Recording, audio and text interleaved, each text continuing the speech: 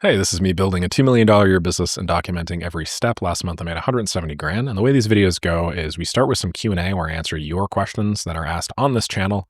Then I do some growth stats. And then finally, I round it out with some live strategy. Today is Easter, hence my crazy hair. I'm trying to take a shower, so I would be a little bit more presentable for my family, but who knows. Main channel's at 76K subs. And then my current daily updates channel is at 3.7. So we're growing pretty quick. I'm just going to move over here and answer a couple questions. We're not going to have time for my daily strategy today, unfortunately, just because I do have to run out the door. I told my family I'd be buying a cake.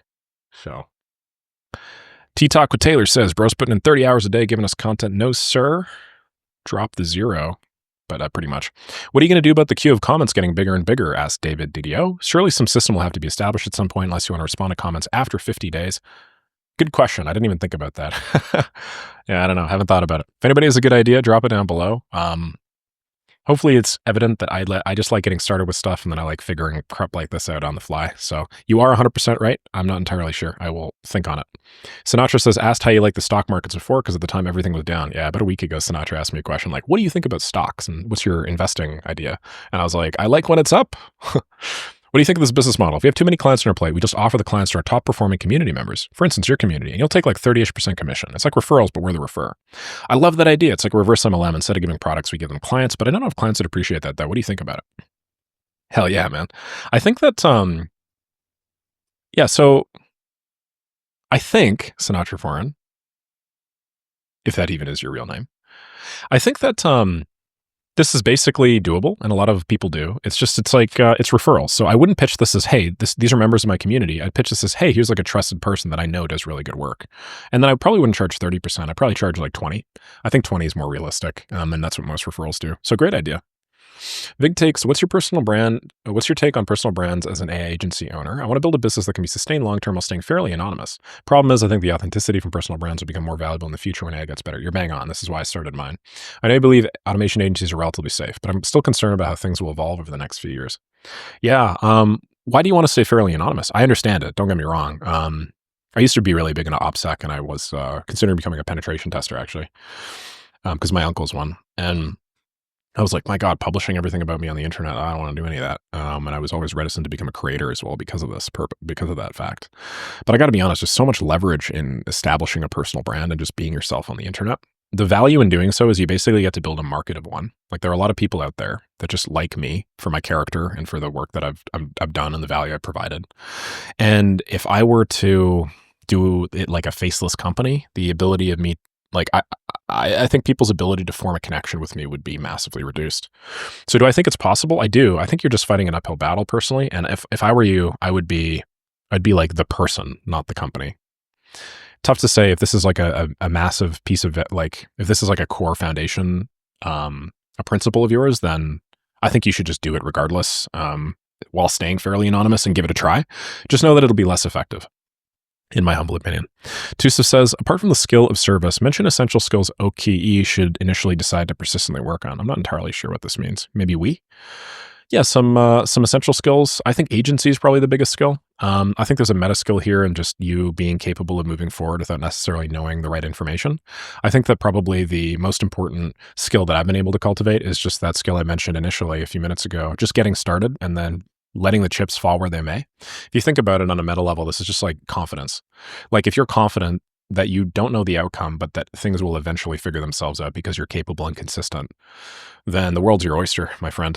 You can't just develop that skill. You need to build evidence that you are confident. So you need to go out there and need to do things for a long enough time. But yeah, I would probably say like agency, autonomy, a lowered bar for certainty, accountability, consistency. Hey, speaking of consistency, so Helmo says, the biggest thing I learned from Nick is the beauty of consistency. Thank you, my friend. Showing up every day, seeing the stats grow, seeing how this high signal, low effort aspect of engaging with the community helps. Lit just started, I think you just started documenting your road from 0 to 10K in 90 days. It's easy to feel tempted to jump on another shiny object mid-planner process, but the boring repeated tasks are what will lead to progress. So thanks for the inspo, man. No problem at all. Guys, if you like seeing this sort of thing, definitely check out Sahil's channel. Looks like he's doing similar sorts of Excalidraw strategy to me. Handsome fella over there. Ask him for hair tips. No, I love it. I love it. Check out the views. 45 views on this already. Some of the newer ones are falling off view-wise, but don't sweat that too much. Keep in mind that the ones 8 days ago have had 8 times the amount of time to build up the views. He might have also been promoting this to his audience or something like that as well, if he has an audience elsewhere, which is why his initial videos were good. But Sahil, you just keep this up, man. Now, my one recommendation for you, just while I'm at it, is you see what you're doing here, day 1, day 2, day 3. I think there's value in that, but notice how I don't actually name any of my daily videos like day 1, day 2, day 3. And the reason why is because I've been following this guy for a really long time called Jackie Chu, who does this stuff. He was actually one of the motivations in me doing daily videos. And he's been doing this for way longer than I have. And I think he's more consistent than I am. Maybe. I'm not entirely sure. But he labels all of his videos as BIP, BIP, BIP, BIP. Okay? Now, I've tried telling Jackie this, I think, a couple times through YouTube comments, or maybe I'm just dreaming this up. But my humble opinion is, for discoverability, don't make people think they have to watch 500 videos in order to understand the context of your 501st video. So like if somebody is seeing day 38 in the algo, do you really think like how likely do you think they will be to click on it, Sahil, versus if they just like saw you saying something? So instead of day 8, learnings from $1 Million Weekend by Noah Kagan, you just say, and then instead of like learnings from $1 Million Weekend by Noah Kagan, maybe you say, whatever the specific learning is, $1 Million Weekend by Noah Kagan, how to make X, Y, and Z in whatever days. How much more likely do you think you'll be to blow up in the algo than day 8, right? So yeah, just dropping a tip there. Hopefully that helps for you. But yeah, I just find I get way more growth when I don't do that sort of stuff. Rafaradzis says, I'm also wondering about putting out content starting a community. What I'm skilled at is automation itself. Thought about teaching it, but in the meantime, I'd like to get clients and earn from them. What do you think? How to choose what to focus on? Or should I try both? Try to get clients, land social media, have community, and create client projects? No, I would not. My recommendation for you, my man, is do not start any sort of social media or branding until you have some sort of accomplishment underneath you, basically. I mean, I know I was just looking at Sahil a moment ago. I think he's, and I'm realizing that I'm not, sorry guys. We were just looking at my face there. I think he's on the right track because he's using it as like a consistency tool, and he's doing it very low ROI wise. If you're spending more than like 10 minutes on this stuff, I wouldn't do it at all. But for you, man, like no one's really going to listen to you unless you have some sort of standout skill or standout accomplishment. And you're at the point now where you're saying you're skilled at automation, but you haven't really made any money with it. So if I were you, I wouldn't do any sort of content creation until I made like a fair amount of money with this stuff. So I think that any content creation would just kind of get in the way. Personally, if you're using some sort of daily accountability update thing like I'm doing here, like Sahil's doing, like Jackie's doing, and like a few other people are doing, maybe that's fine. Just make sure you're not like talking about what you're doing more than you're actually doing it, okay? I think that's really important. Once you're done with that, you have some accomplishment, then I would create content around that. Just because otherwise it's so crowded. Hakeem says, do you believe that cold email is possible for a B2B SaaS development company that has deal sizes in 6 figures? And if so, how should I go about finding people to target in the list building phase? I just signed one of these companies on a rev share. Congratulations signing that on a rev share. Yeah, I think it's totally doable for sure. Well, when you say B2B SaaS development company, this is a company that works B2B that develops SaaSes, or is it a SaaS company? If it's a SaaS company, you kind of have options. You can go high ticket or high touch or low touch, right? If it's a high touch SaaS, that's the easiest one to do because they typically have an established sales team with like a demo process. If it's a low touch SaaS, it's kind of built like in a very automated way. And like they do most of the automated, like signups automated and stuff. And then the monthly that you can get from a low touch SaaS is pretty low. You know, 10, 15, 20 bucks a month per client, right? So it's like the value prop of cold email is like massively reduced if you have low ticket prospects. But if it's a business that generates SaaS products by developing them B2B, then that's different. And I think that's what you're talking about here. So I just wanted to be clear because we're not going to have a back and forth for like a week, right? So how would I go about finding people to target in the list building phase? I would legitimately go, here's exactly what I would do, okay? I would go after, this sounds hacky, but I just go any company, maybe agencies, maybe videographers, maybe whatever. Have companies that have some sort of established revenue.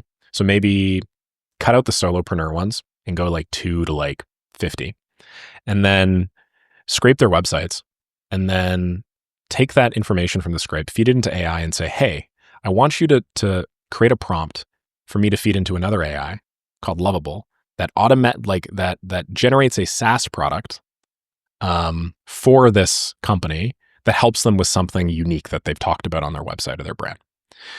Then I would take those outputs and then I would actually pump them into Lovable or Bolt, and I would actually generate like a 1-pager SaaS not like an actual SaaS, but like a demo. And then I would package that in an email and say, hey, I just built you a SaaS based off of your website. Here it is. Do whatever you want with it. Just wanted to show you the potential of a custom SaaS. If you guys have wanted somebody to build out something like this for you, then I'd be happy to chat you through it. Like you put together an offer, but that's exactly how I do it. I don't know who to target, man. It's tough for me to say. Yeah, I don't have direct experience doing B2B SaaS development companies, unfortunately, but I think We're Nation mentioned this in the last one, so I answered that yesterday, unfortunately. I will skip that one over. Devansh says, hey, one of my clients wants me to create some automation over LinkedIn Sales Nav. Putting any sort of automation directly would be fighting against LinkedIn. He faces issues with finding decision makers in a particular job profile. I did suggest that he does Apollo at scale and add filters, but he had apprehensions against it. What do you suggest I should approach to build a solution? Why does he have apprehensions against Apollo? Yeah, like if you don't know what those apprehensions are, I would itemize those apprehensions. Like if he wants to scrape LinkedIn Sales Nav, Apollo just scrapes LinkedIn Sales Nav anyway. And if you scrape Apollo, it's safer than scraping LinkedIn Sales Nav directly. But anyway, yeah, fighting against LI, it's true. It's not good. It's not good for sure because you can put the client account at risk and stuff.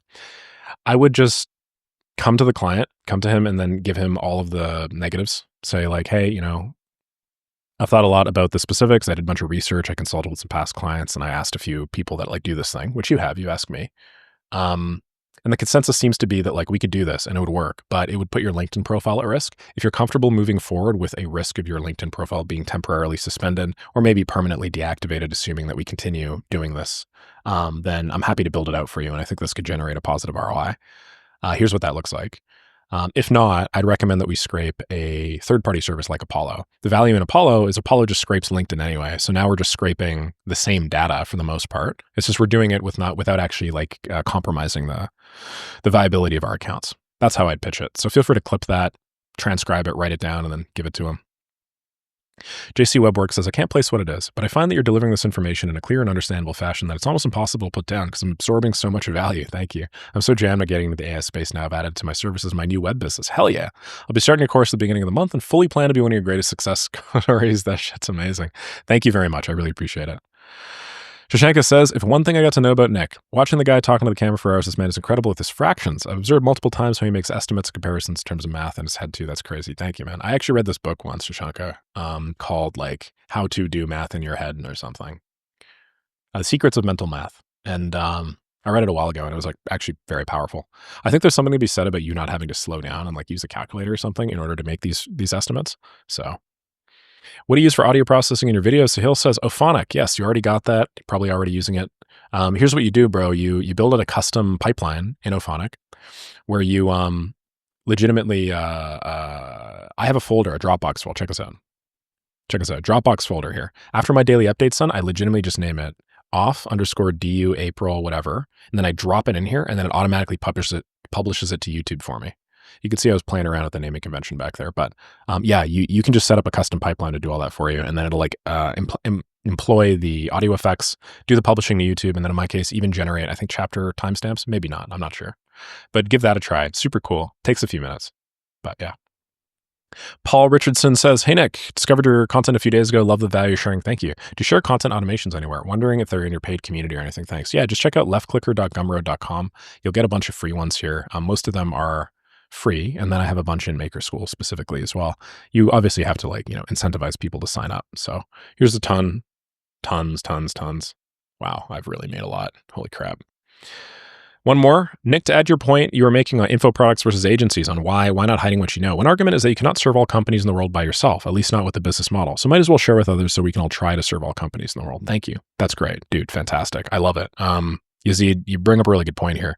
I think one of my points is like I was trying to figure out what some of the value of the work that I was doing was. And I think you could broadly frame it under accelerating the transition to a more efficient economy. So if I view it from that lens, me sharing all of this stuff openly is probably having a measurable impact on how quickly the economy gets optimized. Because small to mid-sized businesses, although they don't get enough credit, like they are most people's primary interaction with the economy. So if you can optimize the hell out of it, you could just streamline life in general for a lot of people. So thanks. I think that's a good way for me to think about the value of me sharing all this stuff for free, showing you guys behind the scenes how it all works, and just making me feel better about the work that I'm doing on a day-to-day basis. Cool. Let's do some brand stats, and then I'm just going to sign the hell off. I don't know why I can't seem to get this. Yeah, weird. Anyway, whatever. One of the tools I used to use for monitoring my brand stats is no longer functioning, which blows. Let's check out the growth though. I'm going to go on my YouTube. Probably gained a few since this, right? Yeah, I gained 10. That's cool. I gained 76,379 right now, so 488 on my main channel. The daily updates channel here is 3737, 1337. Hell yeah. Gained 120.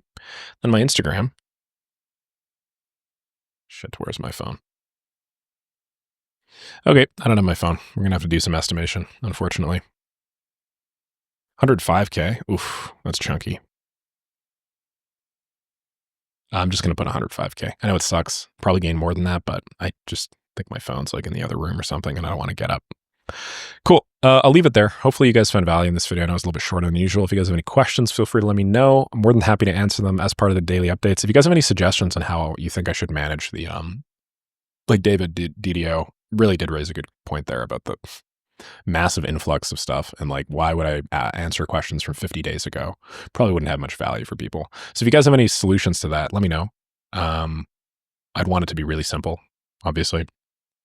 Something that I could just slot in my workflow like I'm doing now with zero added time on my end. But yeah, I will maintain the core promise of answering your guys' questions. So if we could find some equitable, charitable system that works for everybody, that'd be awesome. Well, I'll leave it at that. And then if you guys like this sort of stuff, check out Maker School. If you guys like that Maker School sort of stuff, check out makemoneywithmake.com to take your Maker School built business to the moon. And then do that fun stuff on YouTube. Like, comment, subscribe. I'll catch you on the next video and maybe fix my hair too. Who knows? See you.